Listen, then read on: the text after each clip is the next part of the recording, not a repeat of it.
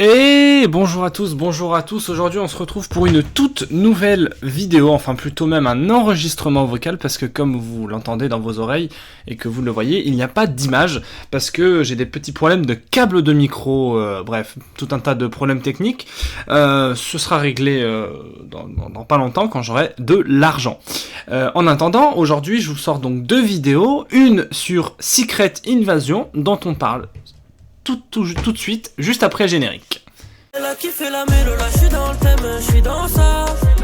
Elle a kiffé la mélo, là j'suis dans le thème, j'suis dans ça. Elle a kiffé la mélo, là j'suis dans le thème, j'suis dans ça. Elle a kiffé la mélo, là j'suis dans le thème, j'suis dans ça. Elle a kiffé la mélo, j'suis dans ça. Elle a kiffé la mélo, j'suis dans ça. Elle a kiffé la mélo, j'suis dans ça.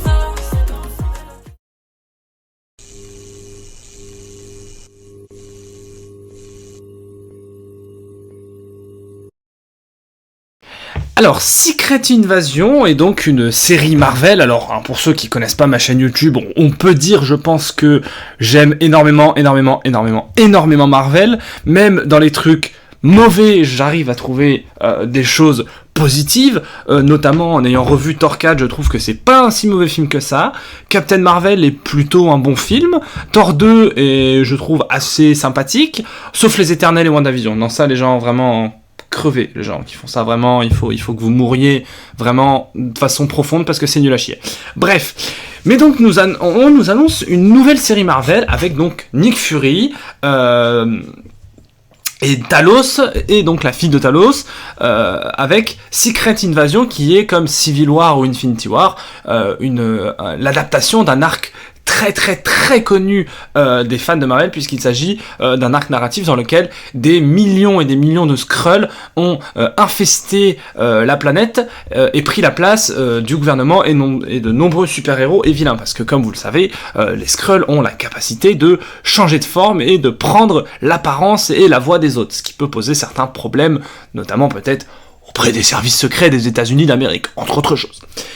Et tout comme Civil War, on sait que ça va pas être quelque chose d'aussi grandiose, d'aussi grandiloquent et d'aussi ambitieux que les comics, parce que en format papier, tu peux faire des trucs de fou, qui ne sont peut-être pas représentables à l'écran. Bref.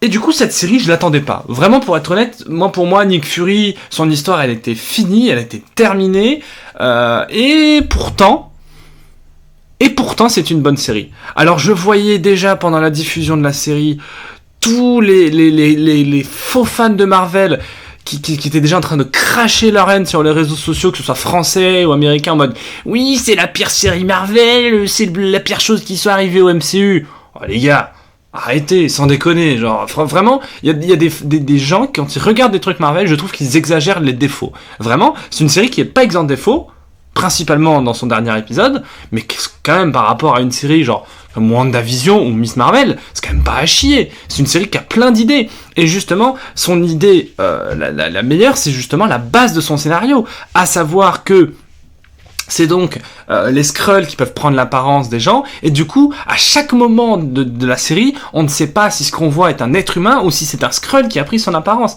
Et ça rend le tout extrêmement tendu, il y a beaucoup de tension, il y a beaucoup de suspense, et ce que j'ai aussi apprécié, c'est le retour de Nick Fury, avec un vrai message derrière, avec une vraie raison de son retour, parce que depuis Far From Home, on sait que donc Nick Fury c'est Talos qui avait pris la place de Nick Fury, et du coup on est en mode mais où est le vrai Nick Fury? Alors que fait-il? Il est dans l'espace, il est dans un autre multivers, que fait-il? Quelle est sa vie finalement? Et donc bon, on apprend ça dès les premières minutes du premier épisode, que il était parti dans l'espace pour, je crois, créer une sorte de station spatiale pour protéger la Terre des envahisseurs. Très bonne idée d'ailleurs, soit dit en passant. Et du coup, il revient parce que il y a un groupe de rebelles Skrull qui est donc sur Terre et qui prend l'apparence de certains membres du gouvernement américain et autres pour prendre le contrôle de la planète et créer une guerre en quelque sorte. Ces personnages, ce groupe de rebelles est mené par Gravik, qui est interprété par Kingsley Ben-Adir, qui est un très bon acteur qui est en train de monter très fort. Il a joué dans Barbie, il a joué dans ça, il a joué dans Putain, il a joué... Enfin bref, c'est un acteur qui a plein de second rôles. Et là, il sera le premier rôle dans le biopic de Bob Marley. Donc c'est très intéressant. C'est un acteur qui a une certaine façon de déclamer des dialogues, qui a vraiment quelque chose de très verbal. Je trouve que c'est un très bon acteur. Je suis ravi du père qu'on donne enfin de la consistance au personnage de Nick Fury, parce que Nick Fury dans Avengers 1, dans Avengers 2, c'est juste moi en fait je suis agent secret et en fait j'ai créé les Avengers, voilà, j'ai fait de la merde parce que en fait Nick Fury c'est littéralement un gars qui, jusqu'à Captain America 2 tout du moins, c'est un mec qui avait des yeux, des oreilles partout, tout le monde travaillait pour lui, tout le monde le servait, il savait tout sur tout. C'était vraiment l'homme qui savait tout et qui qui ne supportait pas que des gens puissent avoir des secrets pour lui. Ce qui est une très mauvaise chose. Et du coup, là, en fait, dès que Fury retourne sur Terre, il en prend plein la gueule. Mais il en prend plein la gueule de tous les côtés. Il en prend plein la gueule par Talos qui lui dit « Mais gars, en fait, tu t'as promis un foyer aux Skrulls. Nous, on t'a aidé dans tes missions, on a travaillé pour toi. Résultat, il y a des rebelles et nous, on est comme... Enfin, je suis plus général, je suis une merde parce que t'as pas tenu ta promesse. Ma fille me parle plus. » Les Skrulls, pareil, Gravik lui dit ouais, moi j'ai bossé pour toi et en fait tu nous as menti. Les êtres humains lui disent mais en fait vous êtes dépassé, Fury, vous étiez un très bon espion, mais maintenant c'est plus votre époque, c'est plus votre temps, vous avez fait votre temps, ça sert plus à rien d'être un héros, vous n'êtes pas un héros, partez à la retraite. Même sa femme, qui l'aime pourtant profondément, lui dit de nombreuses fois, gars, tu es dépassé par les événements. Et c'est vrai, et c'est ça que je trouve intéressant, c'est d'avoir fait un Nick Fury vieillissant, qui veut à tout prix sauver le truc, et qui d'ailleurs, il y a une phrase que j'ai trouvée très bien, parce que donc t'as le personnage de Olivia Colman, qui d'ailleurs on sent que c'est une actrice qui s'amuse énormément dans ce rôle, même si on la voit pas beaucoup. Elle lui dit, dans l'épisode 5, elle lui dit littéralement, mais pourquoi vous appelez pas les Avengers ? Et il lui dit, mais en fait, si on appelle les Avengers pour tout et n'importe quoi, à quoi nous on sert les humains en fait ? Il y a des choses qu'il faut qu'on arrive à régler par soi-même. Je trouve que c'est l'un des meilleurs dialogues de la série, même si les haters de Marvel ont dit facilité scénaristique. Arrêtez, niquez-vous.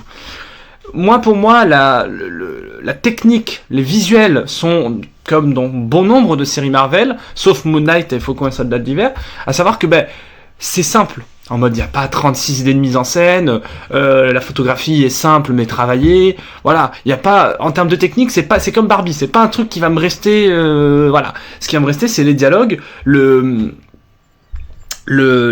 discours politique, parce que, donc c'est littéralement Nick Fury, interprété donc par Samuel L. Jackson, qui est une personne afro-américaine qui aide des migrants, littéralement, parce que les Skrulls sont des migrants, hein, concrètement, et qui dit non mais en fait la Terre peut accueillir des migrants, en fait il y a pas de souci, parce que ce que la Terre ne peut pas accueillir, c'est des terroristes et des gens méchants.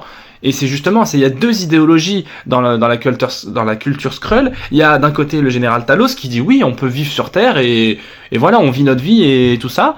Et t'as de l'autre côté Gravik qui dit non mais de toute façon les humains ils nous détestent, on va tous les buter. Je ne pense pas que ce soit la solution. Bref. Deuxièmement, pour moi le seul défaut, c'est dans le dernier épisode. Un peu comme dans WandaVision. Alors WandaVision, il y a quand même pas mal d'autres soucis, hein, mais bon. Le dernier épisode, donc, qui a été diffusé avant-hier, c'est trop, en fait. C'est trop rapide. Le dernier épisode fait 36-37 minutes, ce qui est quand même court pour un épisode de série Marvel. Et tout va trop vite. Donc on a Gaïa qui va combattre Gravik, le tuer. On a Nick Fury et Olivia Colman, je sais plus son personnage, Sandra ? Bref, la meuf du MI6 qui va tuer le Skrull, qui a pris l'apparence de War Machine, qui va aider le président pour lui dire faut pas envoyer une frappe nucléaire sur la Russie parce que c'est là où se cachent les Skrulls et il y a tout un peuple de gens gentils et que si vous faites ça va être la guerre. Et résultat, ce qui est hyper intéressant, malheureusement, c'est qu'en fait c'est trop vite. Tout est trop rushé. Moi je trouve que ça aurait mérité un épisode de plus ou peut-être même une construction narrative un peu différente, parce que là tout est trop rushé. Et puis alors, surtout, dès le premier épisode, on nous annonce que Gravik a engagé des scientifiques pour doter les Skrulls de super pouvoirs, à savoir devenir des super Skrulls. Ça c'est comme dans les comics, donc jusqu'ici il n'y a pas de souci.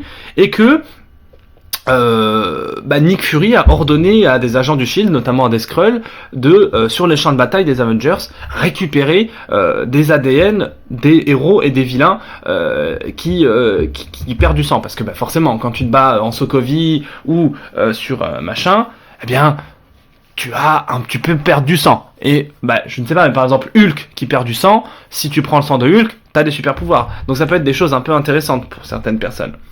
Bref. Et donc du coup, déjà ça me pose un premier problème, parce que ça c'est un truc un peu sorti du chapeau, genre Nick Fury, on lui reproche des millions de choses, et tout ce qu'il trouve à faire, c'est d'aller récolter de l'ADN de super-héros sur des champs de bataille. À aucun moment, il se dit, tiens, peut-être que si cette fiole d'ADN tombe entre de mauvaises mains, ça peut créer des super-vilains. Non, il est un peu con.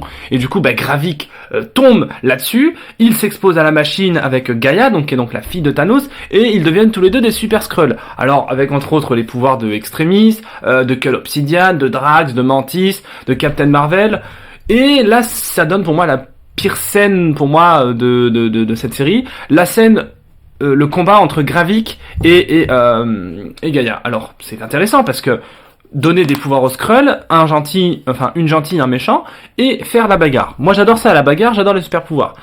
Sauf que j'ai longtemps défendu Marvel sur les effets spéciaux. Mais alors là, les frérots, vous avez forcé. Parce que là, les effets spéciaux sont pas finis, quoi. Ça se voit, ça se sent. C'est pas beau, c'est moche. Donc, là, j'avoue que c'est non pour moi.